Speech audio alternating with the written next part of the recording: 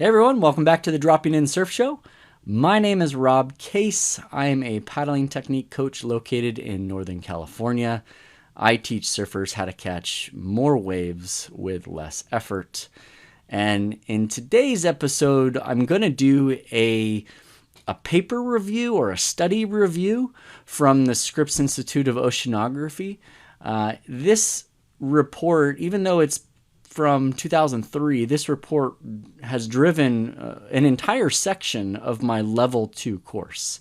So the information contained in this paper and contained in papers that preceded it, that they reference, has really formed an entire section, or subsection I should say, of my level 2 course. My level 1 course is all about paddling technique for efficiency, speed, and injury prevention. And level 2 is really about wave catching and sprint technique. While this paper doesn't go into paddling technique, a big part of level 2 about catching a wave is being in the right place. It's reading a wave as it's coming into the beach. It's knowing the conditions before you go out. What are the waves that you're searching for? And really reading the ocean. And so in level 2, we talk about positioning, we talk about timing, we talk about the sprint technique, we talk about getting out and the strategies and techniques around that. And we talk about the pop-up strategy or technique to get up onto your feet. And then I pass it off to other surf coaches to teach you how to surf a wave really well. But one big part of it, positioning and timing, and even getting out strategy and decision making, comes a lot from the principles and information that's outlined in this technical report. And so I want to review this report with you guys so that you have a little bit of background and maybe you can start to piece some of the techniques together yourselves and get out there and start to see some of these things that we're going to outline in this episode. So it is an older report. It's from 2003, but a lot of the concepts still hold up very strongly. And keep in mind, these are concepts that you can turn into techniques that a lot of experienced surfers use all the time, but they don't even know it.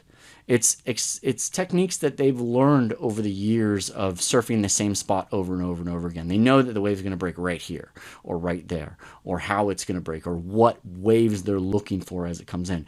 And the way they know that is through lots of images in their head, in their brain, of what those waves look like as they're coming in and what they do when they break. And they've seen it day after day after day after day after year after year after year after decade.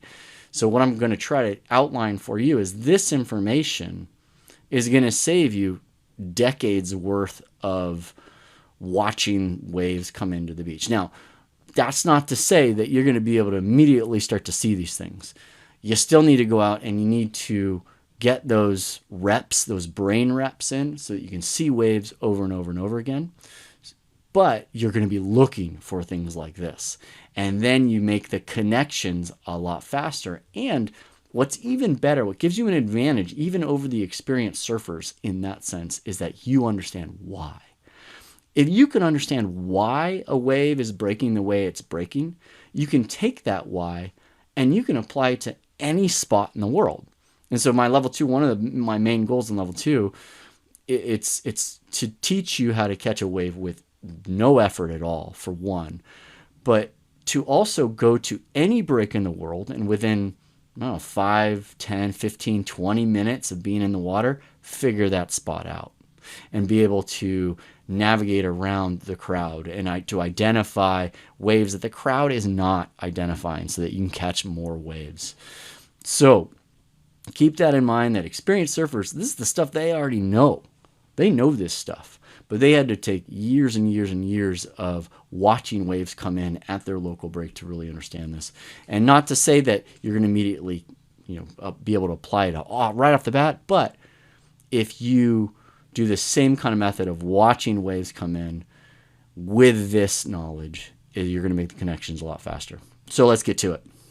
So this report was actually developed by 2 different groups, this Coastal Environments group out of La Jolla and ASR Limited out of New Zealand. Now ASR, I don't know if they're still around actually, but they make artificial reefs. And so when you look at kind of what is the goal of this paper, well, the goal of this paper really was to codify language so that, coastal planners, engineers, policy makers can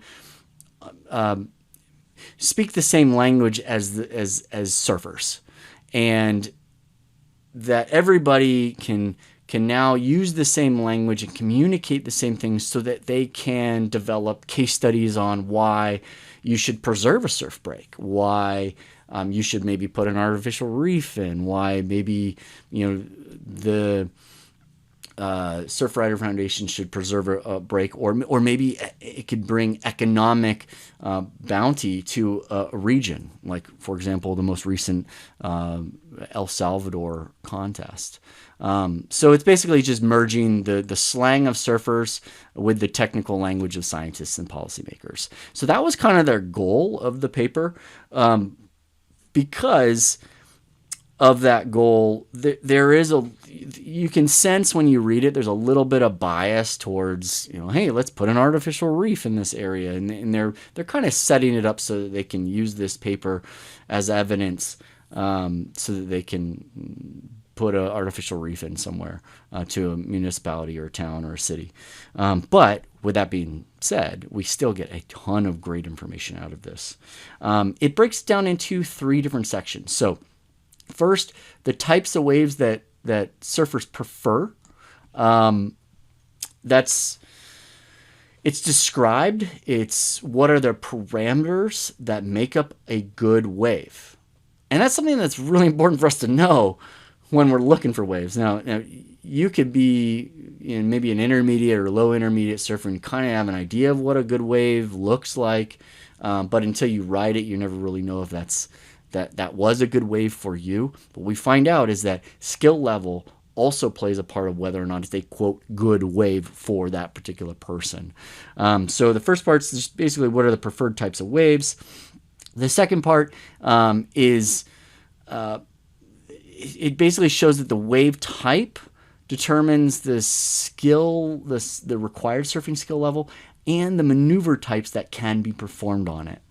So that basically just means that not every wave that breaks, a surfer at a certain particular level can surf it, or a surfer at a particular level can do certain maneuvers. Even the best surfers in the world can't do a particular maneuver on a part of a wave or on a type of wave, or it's not really preferred to do that.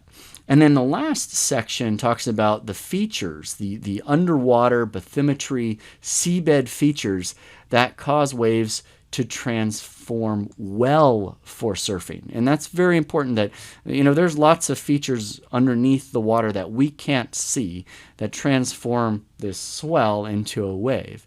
But what are those features and what combinations of those components and features make up a really good wave? So obviously this is kind of where they were leading the study in the report to, was, hey, we can make artificial reefs with these features. So that being said, aside from that motive or possible motive, I'm speculating at that motive, but what these features actually tell us is some of these features allow us to catch waves way easier than other features. And so what are those features that we as surfers are looking for that create these really, really good situations for us to catch waves easily?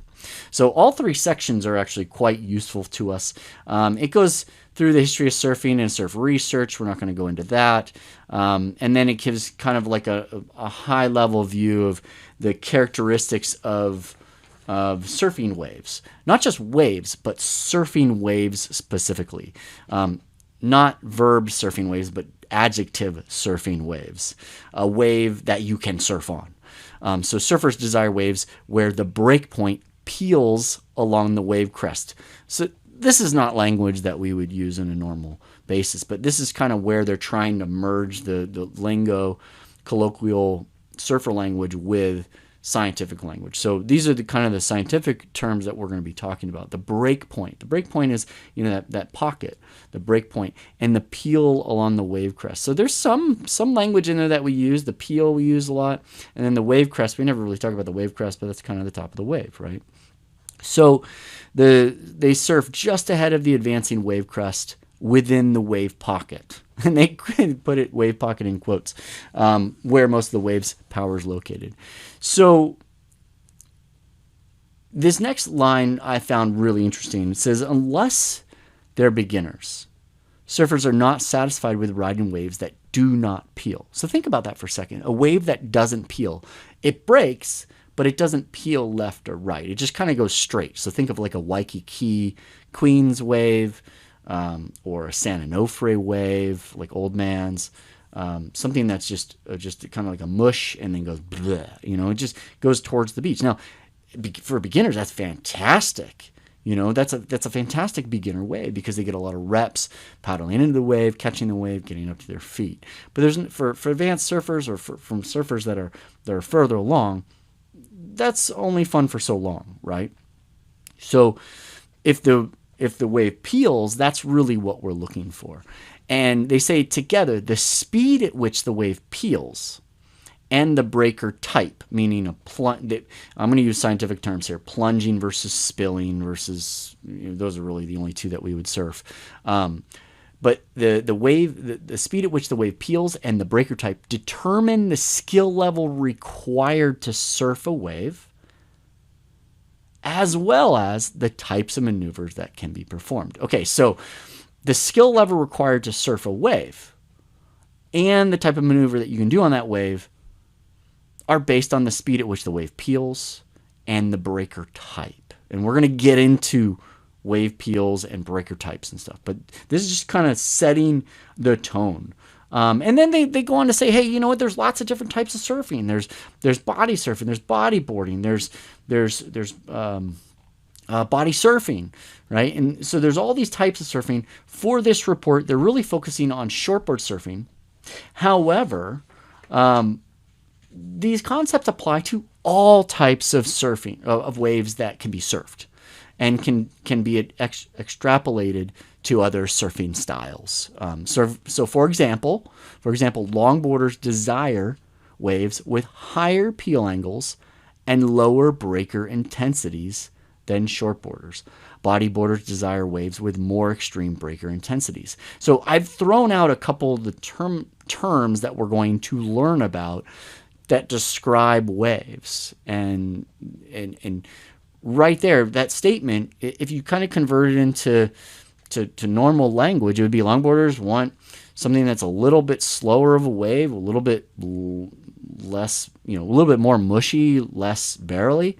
And bodyboarders want something that's like really, steep and hollow and intense, right? So we're going to get into the first section. The very first section is surfing wave parameters. So these four are the most important wave parameters. And it says here that any wave that can be surfed can be described using only these four variables. Now, there are things that are subcategories to these four, but I would agree with this. This says any waves that you can surf can be described using only these four variables. And they are breaking wave height, wave peel angle, wave breaking intensity. We've talked about those two in the previous paragraph, and wave section length. Okay, so just think about that. If you're trying to describe a wave, you always talk about the size of it, right? You never really talk about the peel angle, if you even know what the peel angle is. You basically say, oh, it was a left or it was a right, or it was a left point break, a right point break, it was a beach break. The wave breaking intensity might be like, oh yeah, it was really barreling versus mushing. And then the wave section length and be like, yeah, I surfed it for 300 yards and it was the same wave for 300 yards. Or you would usually say, oh yeah, it was a beach break, it was really section-y. right? And so this is just bridging the gap between what we hear on a day-to-day basis to what we're reading about here.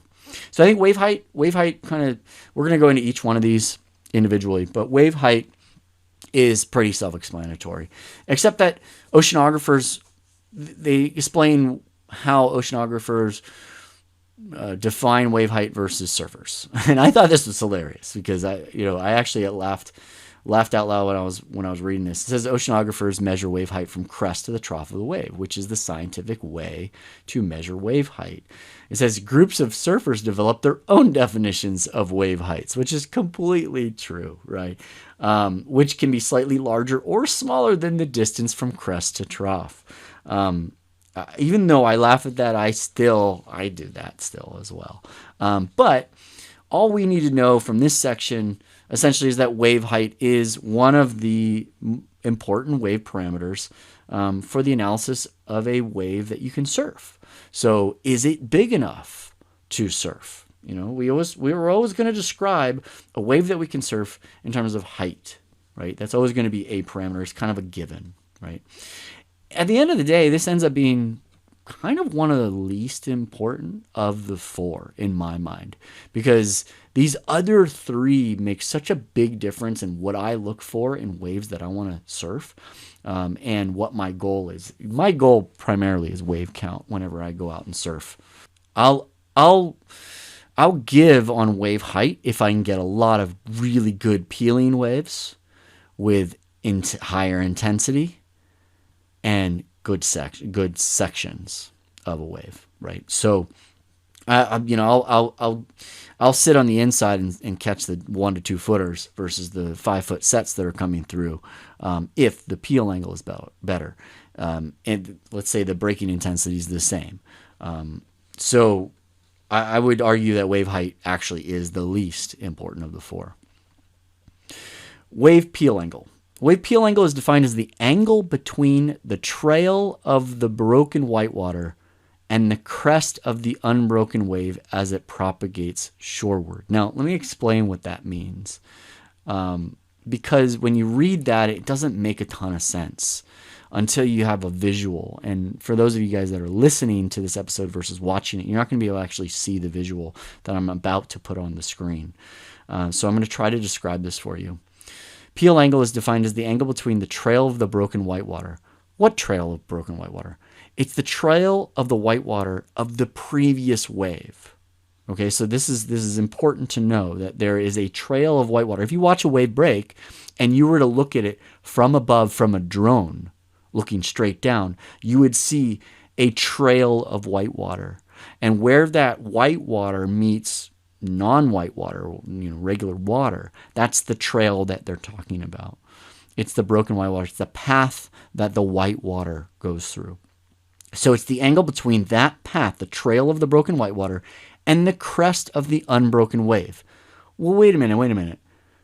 The wave hasn't broken yet. So how do you have a whitewater trail and an unbroken wave at the same time? You don't. So that's why it's important when you look at the visual here. It's the path of the wave that preceded the wave crest of the wave coming in, the unbroken wave coming in. So the swell that's coming in, the next swell that's coming in, and the trail of the whitewater of the previous wave, that's the angle. That's peel angle, okay?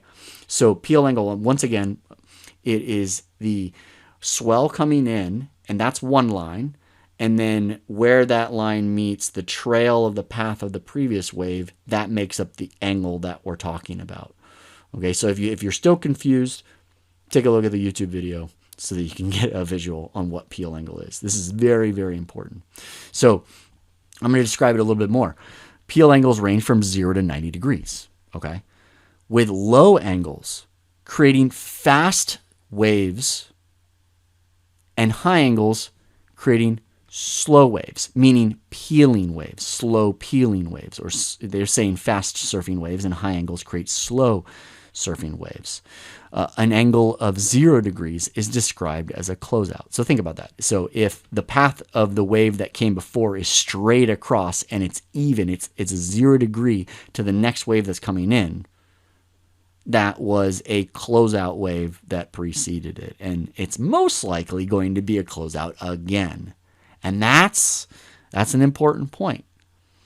That we are using historical information. We're using historical data, the path of the previous wave, to determine what that next wave might do. Okay? So a 0 degree peel angle is a closeout. A 90 degree peel angle is like a Waikiki wave. It doesn't peel left or right. It just goes straight. Just goes straight into the beach. Okay, so hopefully peel angle definition is pretty squared away. Now it goes on to say, now it adds a new term, but it doesn't actually say that this is a new term. Wave peel rate, not peel angle, wave peel rate describes how fast the wave breakpoint advances laterally along the wave crest. So again, let me translate that.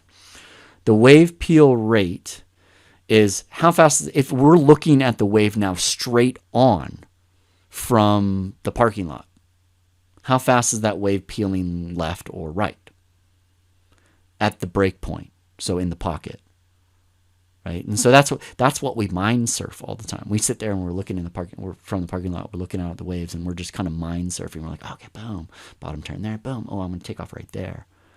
And this is a really important point.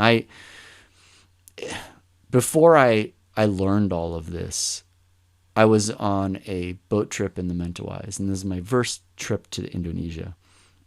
And this is, gosh, must have been surfing for a few years at this point. I was with surfers that were much more experienced than I was. I was probably, I'd probably been surfing 5 years or so, but surfing consistently, like dedicated for maybe 3.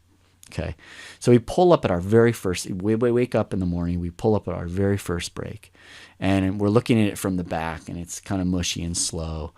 And I look across the bay, and I see this firing left, like it's going top to bottom, it's sucking out, it's like, oh my goodness.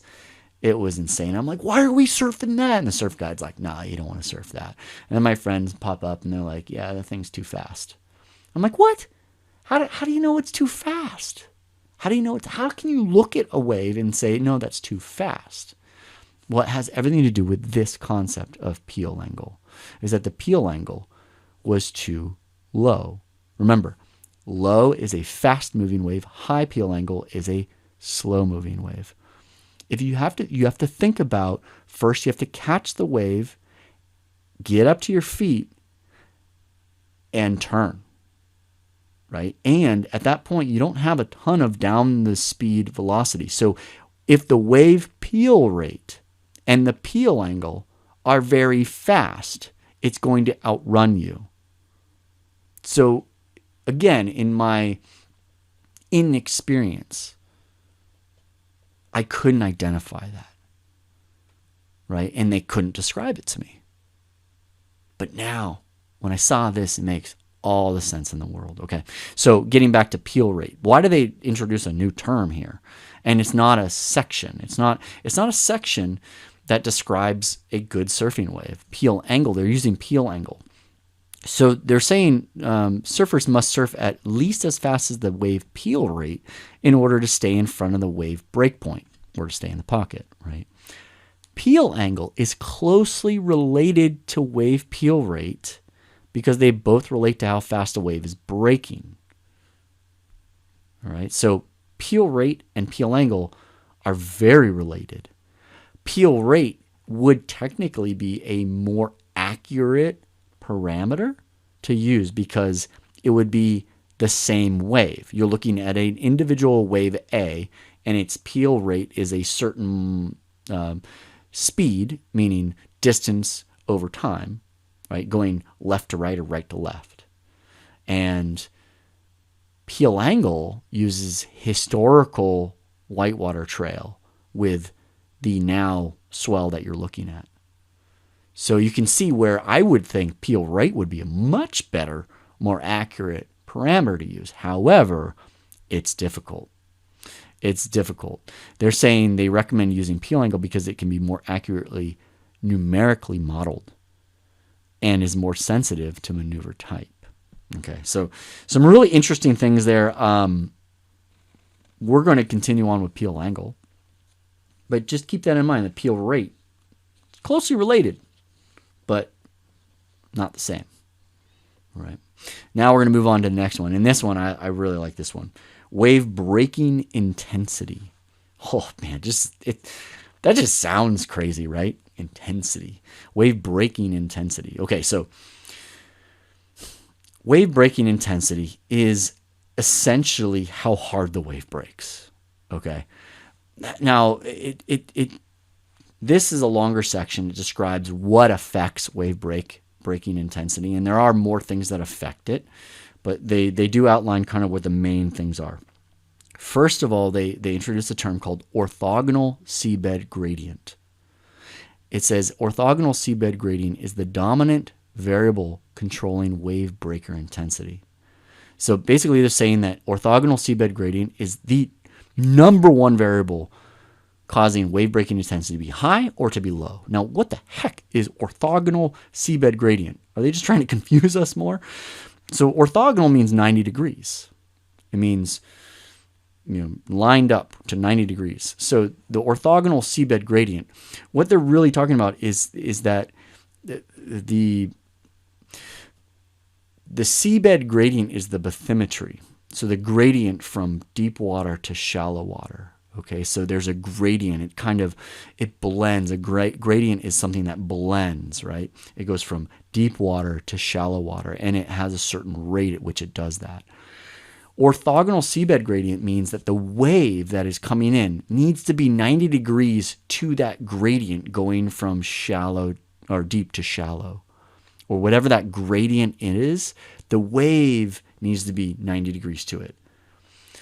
It doesn't mean that when you look at a bathymetry map of a certain spot, that spot is always going to produce high wave breaking intensities because of the way that this gradient is.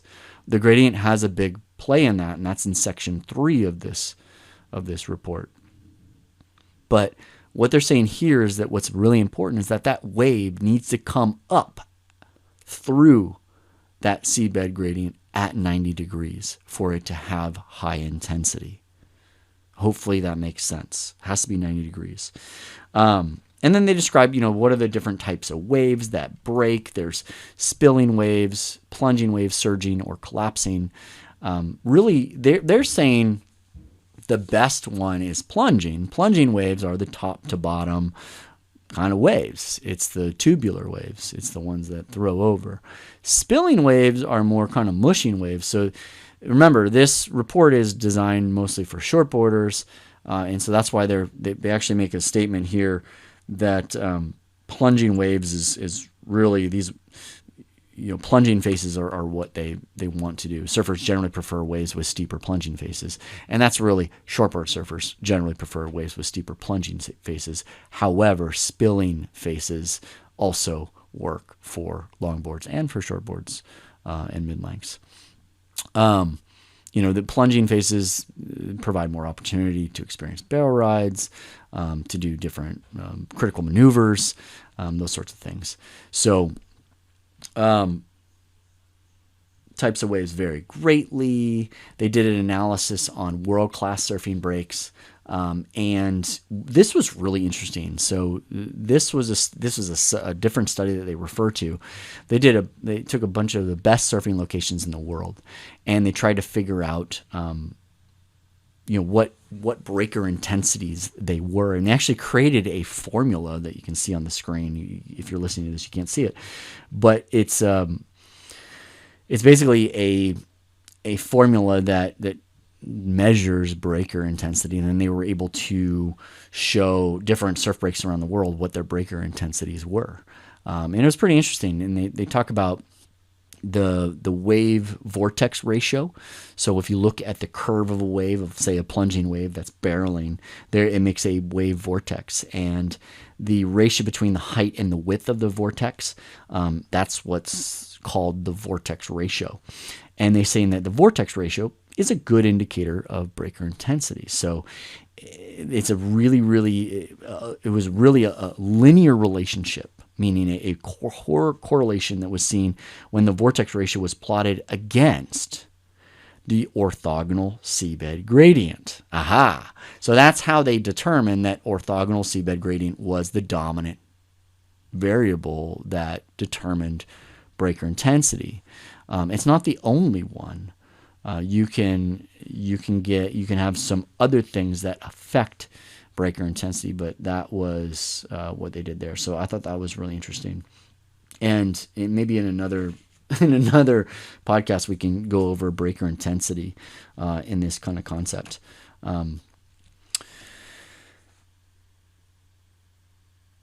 They do talk about how wave height and wave period, if they incorporate that into the method, it would improve it.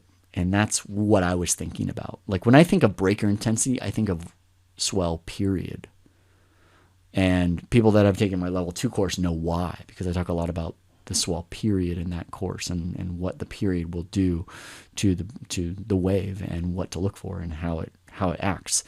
But I thought that was an interesting little mention that they put in there. They suggest that method might be improved by incorporating wave height and period.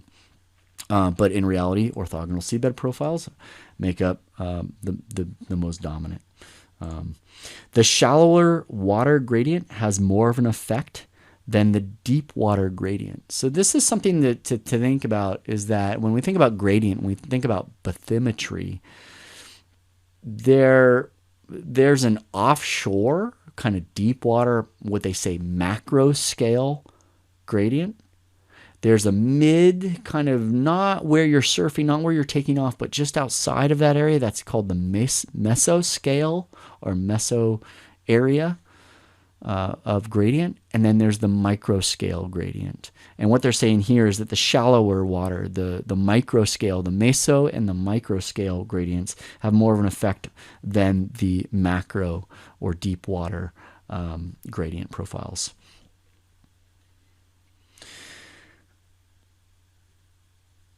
The classifications for breaker intensities are medium, medium high, high, very high, and extreme. So in another study, they showed extreme would be like pipeline, Chopu.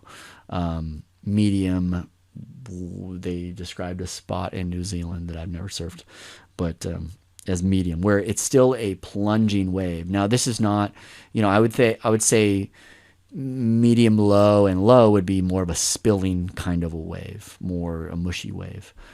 So they start at medium because they're talking that there is a vortex ratio.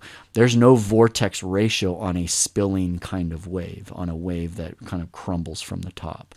They also talk about wind strength and direction of that wind affect breaking intensity. So offshore winds increase breaking intensity. That makes sense because it holds it up longer. And then when it finally breaks, it's breaking in shallower water. It's breaking over a shallower gradient, orthogonal gradient. And so therefore it increases the intensity. And whereas onshore waves push the wave over sooner, so it ends up breaking in deeper water, and it reduces the breaker intensity. So all this should really start to make sense. And again, they're trying to describe a good surfing wave from a bad surfing wave. And so far they've talked about height, they've talked about peel angle, and they've talked about wave breaking intensity. And again, I kind of have a question mark in my notes. No swell period? Question mark. But that would be, I think, a big one. And maybe there's new studies that look at that. I haven't found them yet, though. The last section is wave section length. Section length. So we all talk about like different sections of a wave. That the beach break's very section-y. I got a good section on that wave. And when you're learning to catch waves, you don't really notice these things when you're at the very beginnings. When you're kind of low, intermediate, you're starting to recognize them. When you're intermediate, you're starting to really recognize it. And when you're advanced, you actually look for different sections at different takeoff zones, especially if it's crowded. You look for, at a point break, you look for areas where it is sectioning. And so it kind of breaks the crowd up, makes the waves shorter, but it spreads out the repetition a bit more. Peaks in wave crests cause waves to break in sections. peaks and wave crests cause waves to break in sections. So think about this for a second. When you're looking at a swell line coming into the beach, if you see one side of the line taller than the other, then let's say there's a swell, right? You see one part of the swell higher than, let's say it's higher on the right than near the left side of the swell that's coming in. That's most likely going to be a right, because the peak happens way over on the right, and it actually is like a gradient. It goes down to the left, right? But if you see kind of a peak to the right and then the peak right in front of you, and then maybe a peak way over on the left, that's more likely to be a closeout or a certain section-y kind of a wave. If you start to see a peak right in front of you and no peaks to the left or right of you, then that's going to be player's choice, left or right. So these are the things that we look for to help us determine what direction the wave's going in, as well as other things, but this is one. But it just basically says that peaks and wave crests cause waves to break in sections. Makes total sense, right?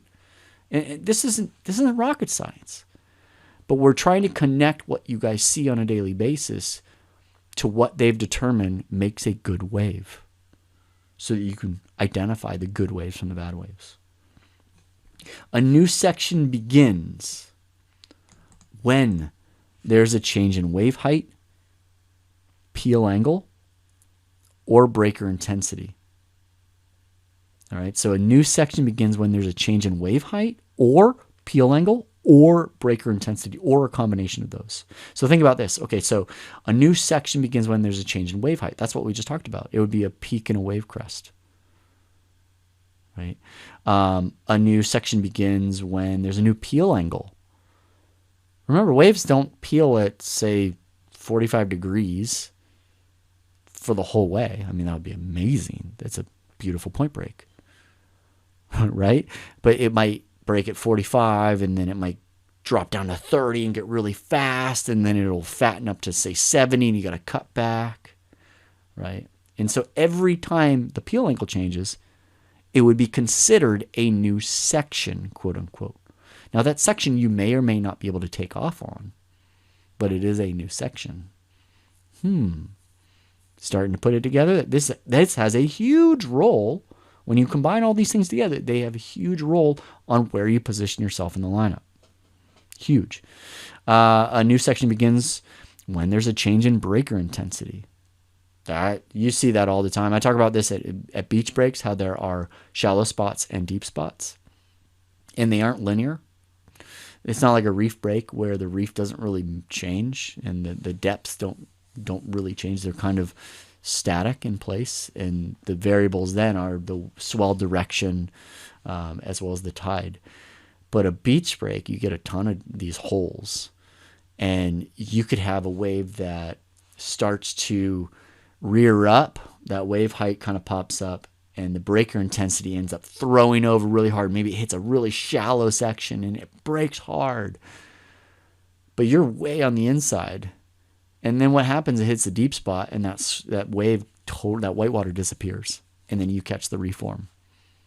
Hey, that's a change in breaker intensity, and that's a change in a section, right? And you could be riding on the wave, and you can notice that this is the part where it has a little bit more lip. I'm going to do more of a vertical re-entry.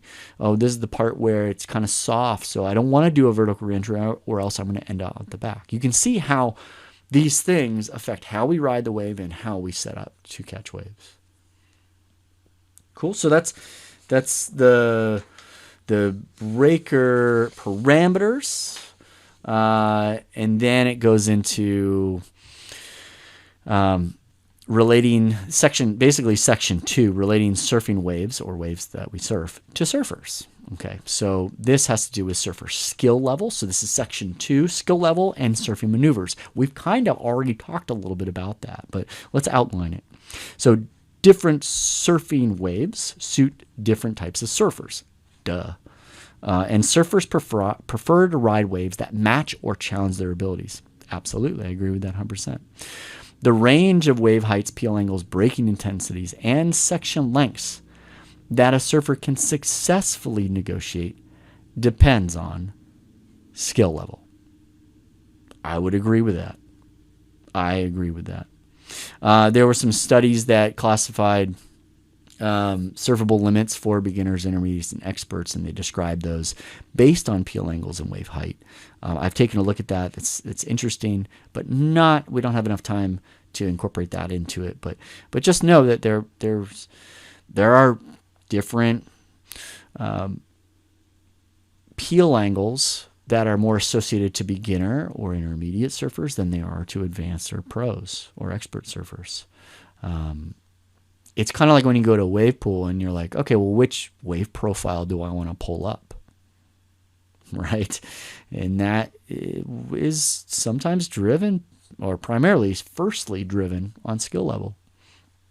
So these different studies that they outlined, there's 3 different studies, and in summary, the 3 studies led to these conclusions. The higher the skill level, the longer the sections that can be made. The higher the skill level, the longer the sections that can be made. That makes total sense. That's why you see the pros. I see the pros surf at spots that I've surfed at, and they're starting way further up the point or way further up the beach than I would ever have started. Why? Because their skill level is so high and they can generate so much speed in the sections that I cannot, that they can make sections that I can't. Right. Second point that they concluded, surfers with high skill levels do not require as much speed coming into a section because they have more ability to generate speed. Another one that kind of my example outlines is that they have such high skill levels, they don't require as much speed coming into a section because if they do bog, they can generate speed a heck of a lot faster than I can. And that's based on skill. That's based on skill. And then the third conclusion was surfers with a skill level of 3 or less, meaning a beginner in their classification system, cannot make sections. Okay, this was an important one, and you have to think about this for a second because I was like, wait. I always give people the benefit of the doubt. Beginners can't make sections? Yeah, because beginners, they're not really surfing down the line. They're working more on what they call later functional maneuvers. A functional maneuver would be catching the wave and getting to your feet, right? And so they're not really surfing down the line. They don't know how to generate speed. Intermediate surfers, they're kind of learning how to do those things. And so they're able to make sections, but they can't make as many sections. And as you go up the skill level scale, the sections that you can make or not make increases. So all of those things make sense to me. And then they get into surfing maneuvers. Types of maneuvers surfer performs are dependent on ability, style of surfing, and wave type. So the types of maneuvers are based on ability, style, and wave type. And then they go on to some kind of non-value added explanations. But they did find these 3 types of maneuvers: functional, expressive, and transitional. And I liked how they broke this down. Functional maneuvers, and I have to describe it for you because when we get into how these relate to peel angle, breaker intensities, wave height, and section length, this is the terminology they're using. Functional maneuvers are required for anyone to surf. A functional maneuver, they're saying, such as speed weaving, is required to simply keep up with a breaking wave. Okay. I would say even more functional maneuver would be just getting to your feet, the takeoff, and getting stable on your feet. But they're using a functional maneuver as like speed weaving, which is like speed generation. Speed weaving would be going back and forth, kind of doing S turns. It performs the function of staying in the powerful section of the wave. Functional. Okay, makes sense.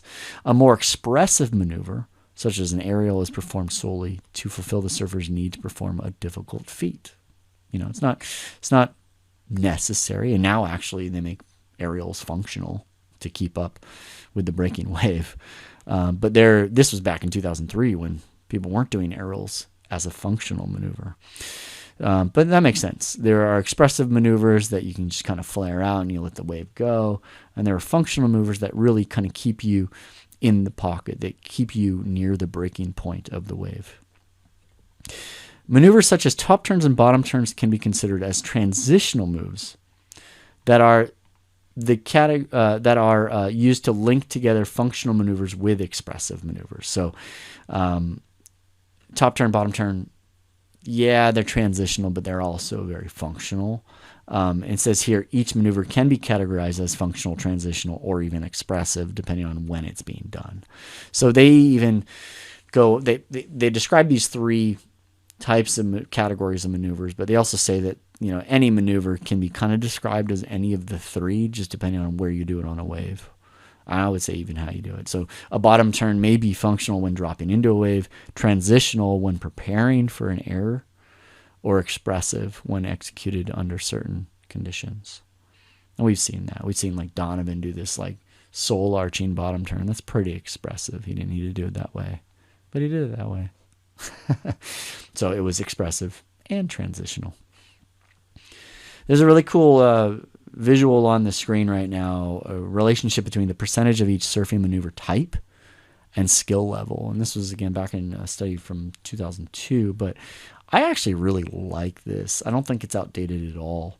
Skill surfer level is on the bottom from 1 to 10, and the percentage of each surfing maneuver type from 0 to 100%. So you can see, you know, if you're a beginner and you're skill level 1 to 3, you're really just functional maneuvers, getting to your feet, generating speed, learning how to turn down the line. Those are all functional maneuvers. Then transitional maneuvers in skill level 4 are a low percentage of your moves, but most of your moves are still functional. When you're 5 and 6, most of your maneuvers are still mostly functional. Once you get up to 6, you get probably about half of your maneuvers are functional, a small portion are transitional, and you're starting to get into expressive maneuvers. So 6 would be like a high intermediate to advanced. 7, 8, 9, it kind of hits this peak where most of your moves, like 70% or more, are expressive, with about 10% is transitional and 20% is functional. And then you get into kind of the 10 zone where it's like almost 80% is expressive, 10% is transitional, and 10% is functional. And again, it just depends on how you use it. But I thought this is a really good visual for it. Category of maneuver also changes depending on surfer's skill level. Surfers with low skill levels perform more functional, while those at higher skill levels perform more expressive. That's what we just described. A basic functional maneuver to an expert surfer will be an expressive maneuver to a beginner. So that's an interesting one. A basic functional maneuver to an expert surfer will be an expressive maneuver to more of a beginner. Yeah, kind of makes sense. Then it jumps into peel angle and how peel angle and maneuvers can be related. The maneuvers represent the division in peel angles where a maneuver can be performed.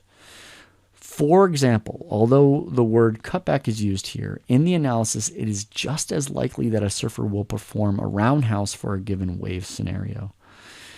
When surfing through a speed section, meaning a low peel angle, a surfer can speed weave, perform a floater or foam bounce, or experience a bear ride if the breaker intensity is high enough.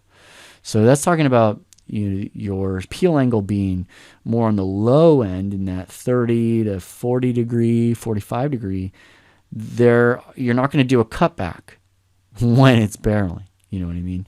You're not even really going to do a re-entry, because you need to continue your momentum down the line because the wave is peeling quickly. But once you hit that kind of slower section, once you hit that peel angle where it's in that 45 to 60 degree range, as they outlined here, the 55 to 60 degree range here, that's the wave slows down. If you do a re-entry there, it's not going to be steep. You're going to fall out the back. But a cutback would bring you back into the power source of the wave. So all this kind of makes sense, right? And says, Maneuver type is also related to braking intensity, which they just described. For example, if the breaker intensity is high enough, you could maybe get a barrel ride, right?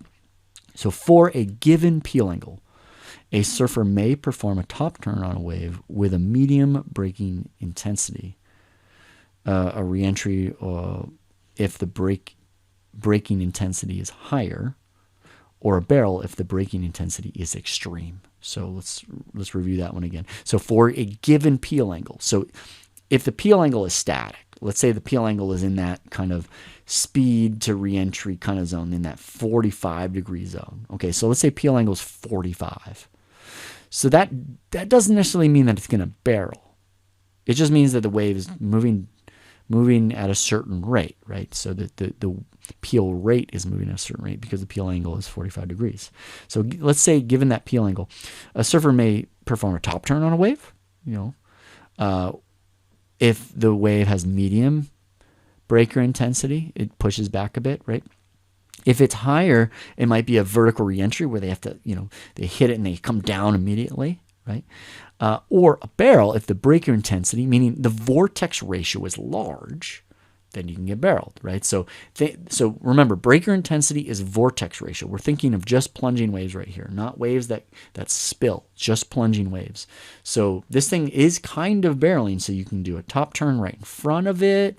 If it's medium intensity, like maybe Bell's Beach would be one that's maybe medium intensity. A higher intensity could be like Karamas on the edge, not when it's barreling, but when it's it's about to barrel and you do this vertical reentry and get under it. And then of course Karamas, when it barrels, could be it would be the extreme braking intensity. So now you can see how braking intensity and peel angle kind of work together to determine what sort of survey maneuver you do. Now, when I looked at this, I was just concerned with the takeoff, right? Because I teach in my level 2, I teach what are the easiest places to take off? Well, peel angle, you look for a certain peel angle for the takeoff zone, and that makes it way easier, much easier. And they limit it to 60 degrees. I think anywhere from 45 to 90 you can take off on in terms of a peel angle. But anything shorter than that, you don't have enough time to get to the bottom of the wave and get down the line before it closes out, unless it's barreling. I would argue that maybe you can get a 40 or even 35 degree peel angle if it is barreling. So again, that's combining breaker intensity with peel angle. And the reason that is that you're not going to the bottom of the wave. You're actually, in certain scenarios, you're catching the wave and you're locking right in and you're going through the barrel to make the section. And sometimes you go to the bottom of the wave and then pull up into the barrel. In those instances, that peel angle needs to be a little bit higher because you need to make it down to the bottom of the wave before that section closes out on you. Hopefully all this makes sense. And you're able to visualize it a bit. Cool. So last section of this section, of section 2, configuration of wave sections. They basically just say variation in any of the 4 surfing wave parameters creates a new section. That's what we just talked about. So I'm not going to really reiterate that, but it does show figure 6 kind of how that might play out. So I am showing something on the screen. This is of Raglan in New Zealand, and it shows 5 different sections. And what you see here, what's kind of neat, is that the first section, you actually visually see the peel angle, and you see the different swell lines that are coming into the bay. And then below it, you see someone doing kind of speed weaving. Underneath speed weaving, it says the section length is medium to long, the breaker intensity is medium to high, and the peel angle is 30 to 45 degrees. Then the wave moves in down the reef into section 2. In section 2, you can actually visibly see the peel angle is much larger. Down below, it shows the peel angle is 55 to 65 degrees. The breaker intensity is now low to medium, so it's got really soft on us. And the section length is short to medium. So it's soft for a little while. So that's when you would want to cut back, right? So based on these parameters, you would do a maneuver.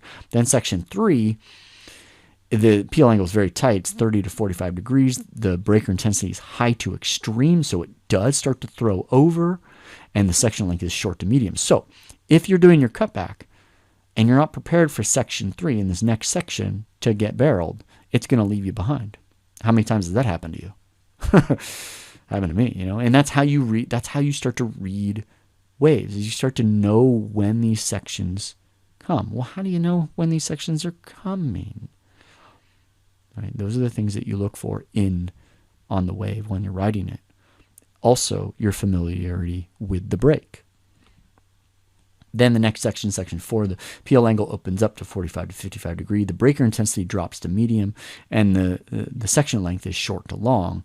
And so this is all re-entries, Rios. It's like boom, boom, boom. It's just super fun, steep, right? And then you get to section 5, where the peel angle opens up a little bit, 45 to 60 degrees. The breaker intensity increases a bit, medium to high. Section length is short to medium. It's near the end of the wave, and you start doing floaters. Cool. So I thought that was pretty cool, and so that's just kind of how you can put it all together, and that's what this last kind of section of section 2 talks about. Figure 6 illustrates how section length, peel angle, and breaker intensity can affect maneuver type. Pretty much, surfers are likely to perform the maneuvers shown in that figure 6 for the corresponding wave sections, but not always. There's no guarantee. There's no one way to surf a wave. That's the art of surfing the wave. All right, so the next kind of lead into section 3 is the characteristics of breaks that you can surf at. And they're just kind of doing an introduction for this last section. Remember, this last section are the seabed features and components that make up good surfing waves from bad surfing waves. So the characteristics of surfing breaks, they're saying beaches with parallel contours don't produce good surfing breaks. Why? Because they're all closeouts. Peel angle is too low for surfing. Waves simply close out as the wave crest breaks all at once rather than peeling. More interesting bathymetric features are needed to cause waves to break along the wave crest rather than all at once. Makes sense. Makes total sense, right? All good surfing breaks have preconditioning components and or shallow water features that cause waves to peel. People ask me all the time, why do you know where to go? Well, because there are certain preconditioning components leading that swell into the beach, but then there are also shallow water features, micro scale features that I can visibly see based on the way the wave is breaking. Okay, so whether it's through experience or I see the way the wave is breaking, I associate there must be some sort of feature under there. Am I doing all this math? No. I mean, my brain is, but I'm not out there with a calculator and a protractor. These are just observations that people make. And this is why, and they go on to say, this is why most good surfing spots are near prominent features like river mouths, deltas, coral rock reefs, points, rock ledges, piers, jetties, beaches, where large-scale sandbar, rip features are created by different scenarios. All right. What's interesting is the majority, if you think about this, the majority of waves, and they outline right here, the majority of waves that break on shorelines are not suitable for surfing. It's crazy. You look at Google Maps and you're always searching for new spots. You're like, oh, this would be really good. But it's maybe the features under water that make it unsuitable for surfing. In order for waves to break well for surfing, wave height, peel angle, and breaking intensities must be within the surfable range, which we just talked about. We talked about top surfers can ride waves ranging from a very low to an extremely high, dangerous breaker intensity and large heights. I mean, when I think about that, I think of Mason Ho. Like, I'd say 95% of the waves that he surfs, none of us can surf. He makes it look super fun, and then we go out and try and we get hurt, or we can't surf it. Right? And he doesn't hurt his board most of the time, or himself, which is crazy. The major surfing wave parameter that differentiates a surfable from a non-surfable wave is peel angle. Okay, so peel angle, of those four they've just outlined, is probably the number one thing from a surfable to a non-surfable. And I would say low peel angle versus you need a certain minimum peel angle. You can surf a wave that's a 90-degree peel angle. It just doesn't peel. It's just not as fun. But you can kind of speed weave back and forth. And if you're on a good board or a fun board, it could still be fun. Although it says here, although peel angles can be too high to challenge more advanced surfers. So that's the challenge of a high peel angle. Is it wouldn't really challenge you. You'd get kind of bored with it for a bit, but it would give you time on your feet. High peel angles do not necessarily prevent surfers from riding waves, whereas low peel angles do prevent surfers from riding waves. Makes total sense. Closeouts. Now I always say, hey, don't pass on an opportunity to get to your feet. Go out even if it's closing out. But there are some closeouts that, man, it is tough to get to your feet and get to the bottom of the wave in time. If the height and the breaker intensity is really high, a closeout is not even going to allow you to get to the bottom of the wave in time. So those are the days that you pass on, unfortunately. And I would say I'd challenge you to go out on certain days and see what your limit to that is. Because, again, the more times you can get your feet in the wax, the faster you're going to progress. All right, so now they get into the components, the reef and breaking components that make a good surf break. Now, this can get a little bit convoluted, but I want to go over...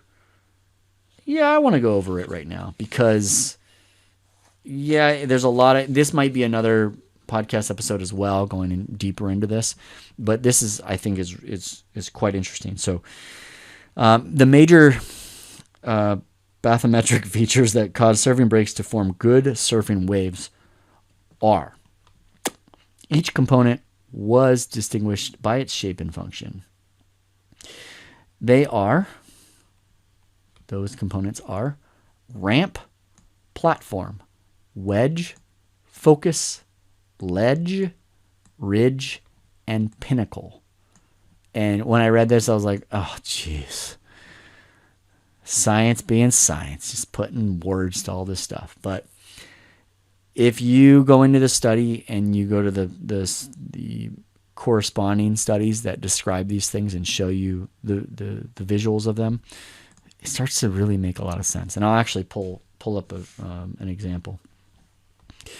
Depending on the configuration, orientation, and size of these components, this study found that different wave types are produced, right? And so it's really a combination of all of these different components that make up different kinds of waves.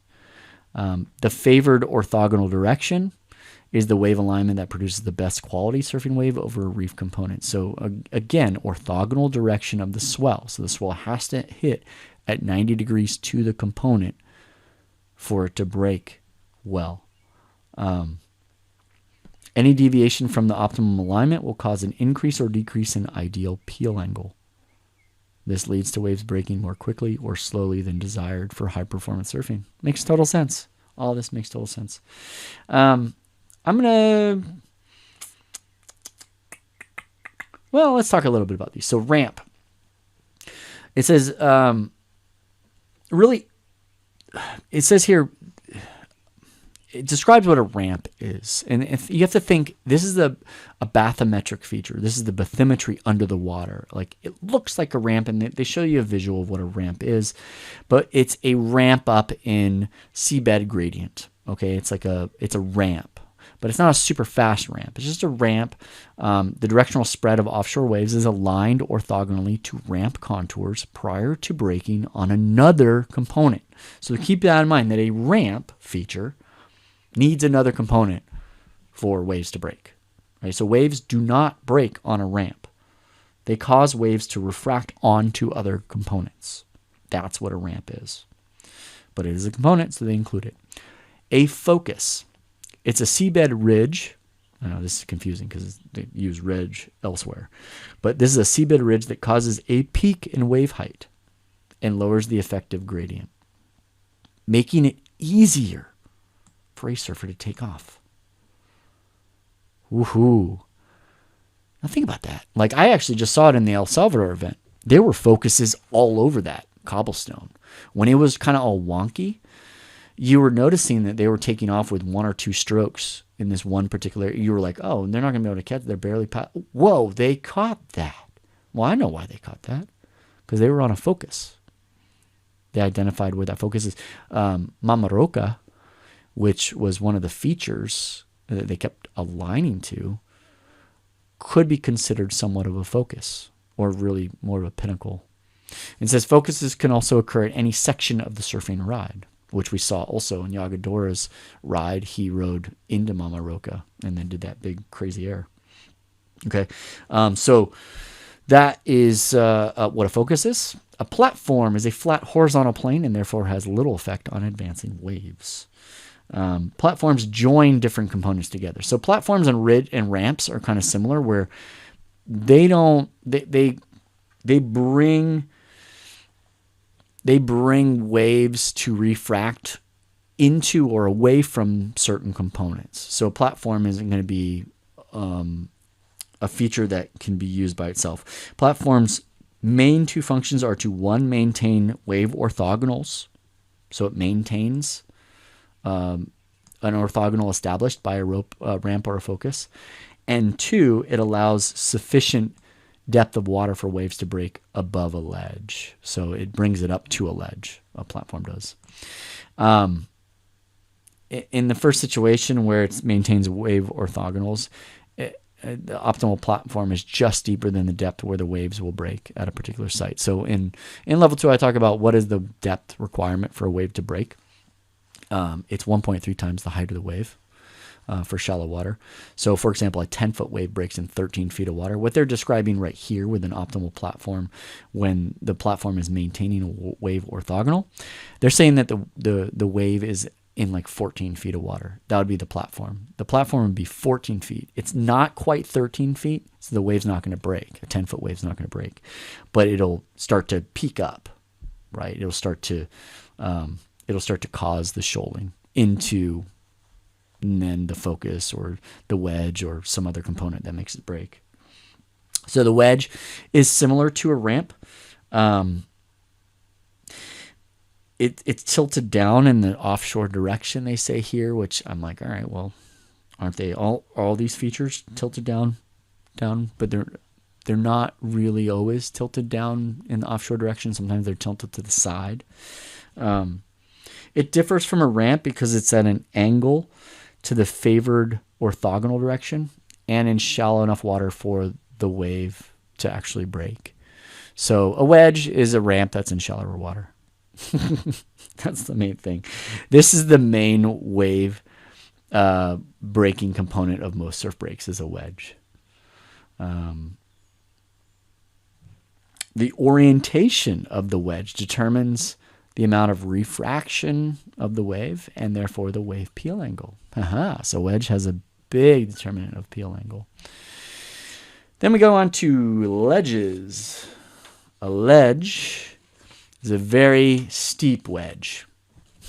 So now you're starting to see, well, there's differences, but they're all kind of similar. It's a steep wedge with a platform extending shoreward from its top edge. Little to no refraction can occur, blah, blah, blah. So there's a ledge is like something that goes super deep to shallow and kind of like spills over. So plunging waves, like top to bottom, high breaker intensity kind of waves, would break on a ledge. But if there's not enough wave height, it would just kind of surge or collapse onto the wave and not really break. So that's kind of what it is. A ledge must have a gradient greater than 1 to 4, or waves are likely to surge and collapse instead of break. Ridge is similar in shape to a focus, but oriented so that it does not cause wave convergence. The ridge provides a section of steeper gradient, causing a decrease in peel angle. Okay, so it slows the peel angle up and increases breaker intensity. So this would be good for a ridge, is a great section for kind of like a barrel, that if it increases the breaker intensity and it slows the peel angle, so if the peel angle is going really, really, really, really fast and then it slows It slows it down so you can kind of sit in the barrel and kind of play with it. There are some barrels that you have to just race, and there's some barrels that you can kind of just sit back and enjoy the view. A ridge would be one where you can kind of sit back and enjoy the view. Pardon the interruption. This is Editing Rob, checking to see if you saw Recording Rob's mistake. Recording Rob said that wave that was barreling would actually slow down. In fact, it would be the opposite. It would speed up. The ridge provides a section of steeper seabed gradient, causing a decrease in peel angle, not an increase in peel angle. A decrease in peel angle means that the peel rate, the rate at which the wave peels down the point or down the sandbar, is going to speed up. And so when it says causing a decrease in peel angle, that wave is actually going to go quite quickly and still increase in breaker intensity as well. So that was a test. Now back to the show. And then finally, a pinnacle increases breaker intensity in a way similar to a ridge, except that it's more abrupt and affects a smaller area. So a pinnacle is like a rock or a reef area or a sandbar or a submerged ship or something. So pinnacles are kind of more isolated. So let me show something really quick. So this actually shows kind of an example of these features. So here you have a ramp. This arrow is the orthogonal direction. The big arrow is the orthogonal direction. So there's this big arrow kind of going up, and there are lots of little small arrows around it.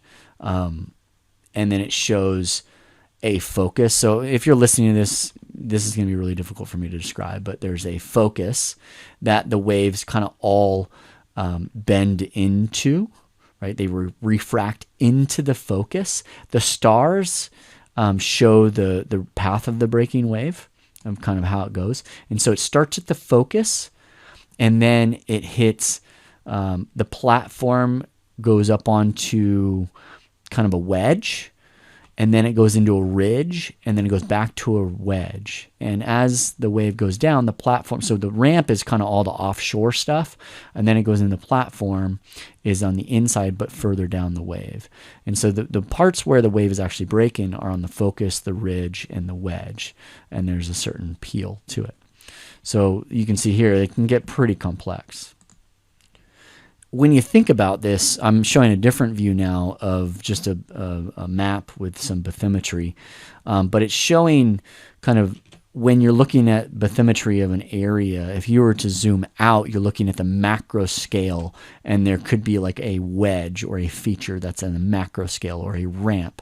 And then you come into the kind of the mesa scale, and it could be a different feature. And then you come into the micro scale, and it could be the ridge. And so there are different features based on how much you zoom into an area. I'm showing another visual here of Raglan, where you have the macro scale components out on the outside. The meso are closer in, and then they circle the micro scale components. So when we're surfing, we're really looking for the micro scale components and the mesoscale components that create the wave, the way the wave breaks. The macro scale is kind of more, you need to research that more for the area. And in level 2, I talk about when we look at a report, when we look at the swells that are in the water, how is it going to affect the beach that we're going to go to? And we should have an image in our head of what the wave should look like before we even go out, because that provides us with strategy once we're out there, and then confirm or deny whether our initial thought was correct or not. Well, that's macro, meso, and micro all in application. And this last visual I'm showing, and these are not from the same study that we were just reviewing, but this last one is again, it's micro scale components for that same break. So there are a ton of different things. There's focuses, there's ridges, there's a hole. I can kind of see it, but I can't really see it. I think you need to really get used to this terminology and what each one of these things are to really understand what these are. But my point is that you don't really need to go into that kind of detail. Just know that if the wave direction's coming from a certain area, it's going to hit certain components differently than other components. That's why when you're looking at the surf forecast and you're like, oh, the surf line's saying it's going to be really good this weekend. Then you go to your break and you're like, it wasn't as good as they said it was going to be. Well, it's because either the direction or the period or the height weren't hitting those components for that particular break optimally. So every break kind of has their own kind of variables. And those variables, and a variable would be tide also, those variables determine things like peel angle and breaker intensity and section length, right? And so everything we've kind of talked about, everything that we've discussed up to this point, if you're still awake, it's all coming together, and it should all starting to be coming together, that there are all these little things that we look for. And I know we can't see underwater, but we can see how waves break, and we can maybe think to ourselves, maybe there's a shallow spot there. Maybe there's a ramp up. Oh, I know why it's not breaking as good this week than last week. And then you start to put things together. There are definitely this concept that it's the combination holistically that of all these components that produces high quality surfing waves. Size, orientation, configuration of the components. But that also determines peel angle. Those components determine peel angle and breaker intensity and section length that we talked about earlier. It's pretty crazy. So, it goes on. There are tidal impacts, that sorts of things, and it goes on to show an example for Manu Bay in Raglan that I just showed you. Kind of already done all of that. And then I showed you figure 9. And